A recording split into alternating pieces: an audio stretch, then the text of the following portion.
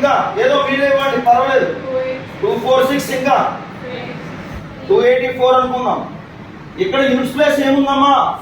6 ఉంది కాబట్టి 6 ఏమైనా మారుతుందా? 6 కాబట్టి యూనిట్ ప్లేస్ 4 ఉండేది కాదు. ఇక్కడ సమ్ ఆఫ్ ది యూనిట్స్ తీసుకోండి. 2 2 4 4 6 10, 2 7 9 9 6 15 15 అంటే 6 చెప్పండి. 2 4 6 6 6 12 12 అంటే 3. ఇది క్యూబ్స్ చేస్తాం. ఎందుకు క్యూబ్స్ చేస్తామండి చెప్పండి? క్యూబ్స్ వాల్యూస్ కాబట్టి, క్యూబ్ వాల్యూస్ కాబట్టి 3 టైమ్స్ చేస్తాం. 6 క్యూబ్ ఎంత చెప్పండి? 216. సమ్ ఆఫ్ ది యూనిట్స్ ఎంత? ఇది ఎంత? ఓకే, ఇక్కడ చూసుకుంటే కనుక మనకి సమ్ ఆఫ్ ది యూనిట్స్ ఎంత వచ్చిందో చూసుకోండి ఒకసారి.